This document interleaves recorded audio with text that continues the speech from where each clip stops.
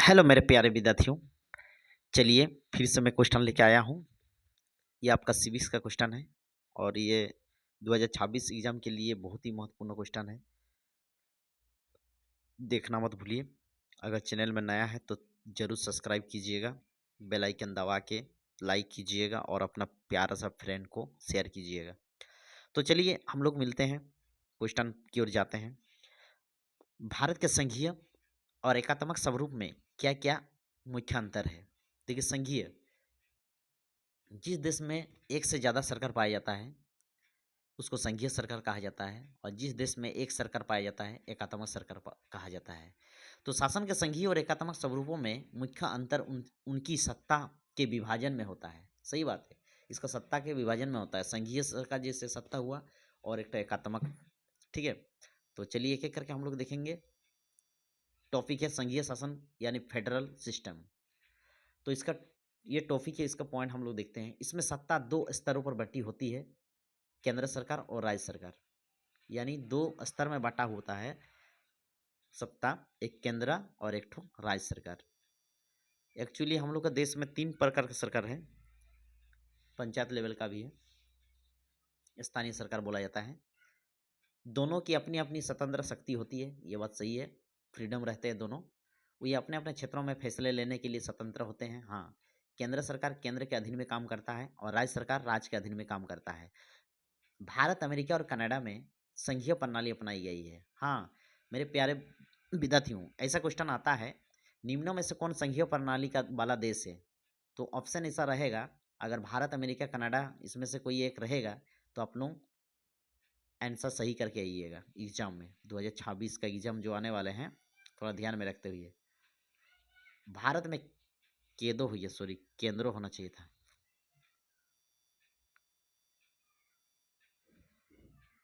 भारत में केंद्रों और राज्य सरकारों, केंद्रों होना चाहिए था, और राज्य सरकारों दोनों अपने अधिकार क्षेत्रों में कानून बना सकते हैं। ठीक है, जैसे शिक्षा और पुलिस राज्य के अधीन आते हैं। ये शिक्षा और पुलिस ये किसका अधीन में होता है, राज्य के अधीन में आता है। देखिए हम पढ़ाएं आप लोगों को, और आप लोग भी पढ़े होंगे। सूची तीन प्रकार के होते हैं स्थानीय, राज्य, स्थान, संघीय, संघ सूची, राज्य सूची और स्थानीय।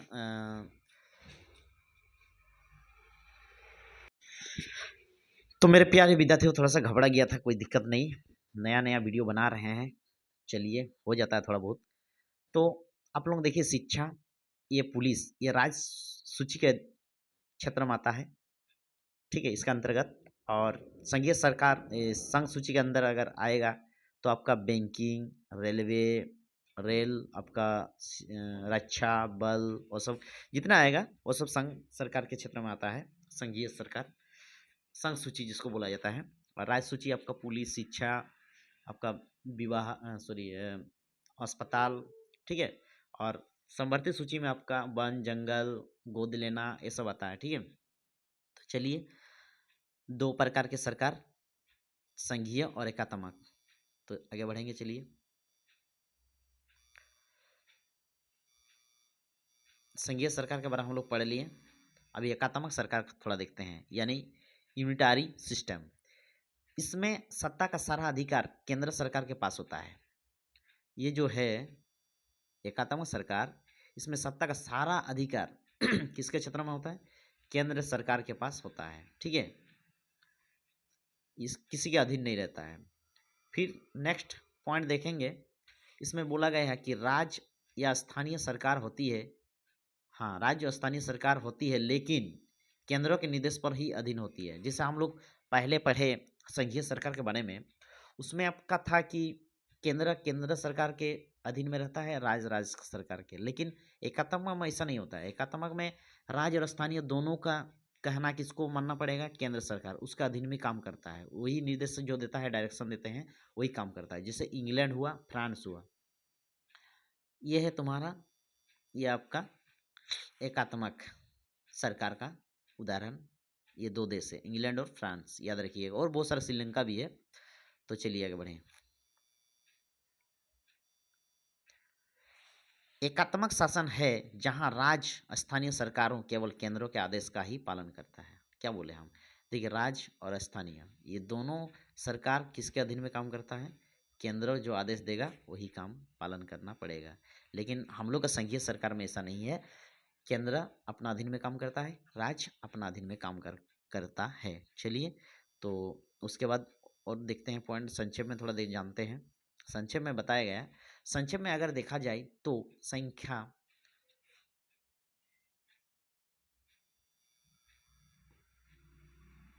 संघीय प्रणाली होना चाहिए था। संख्या लिख गया मेरे प्यारे विद्यार्थियों, संघीय होना चाहिए।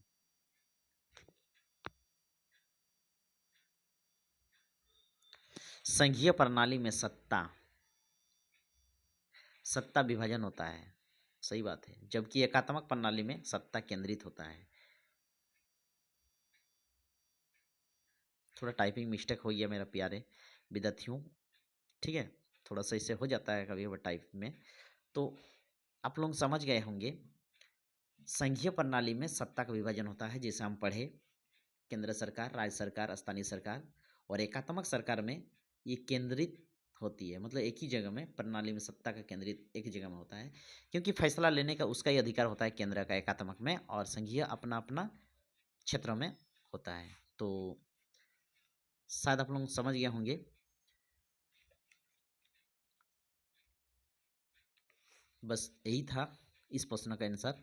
अगर अच्छा लगे तो ज़रूर सब्सक्राइब कीजिएगा। धन्यवाद। अपना प्यारा सा फ्रेंड को शेयर कीजिए ताकि उसको भी कोई हेल्पफुल मिले, और एग्ज़ाम बढ़िया से दीजिए आप लोग, और पढ़ने थोड़ा बैठ जाइए, क्योंकि पढ़ाई मेहनत नहीं करने से कुछ नहीं होने वाला है।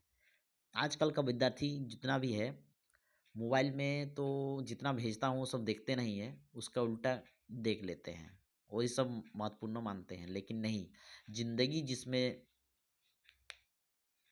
चलेगा या ज़िंदगी जिसमें बनेगा उसको ज़्यादा ध्यान फोकस करना चाहिए, ऐसा नहीं कि दूसरे चीज़ में। चलिए, धन्यवाद।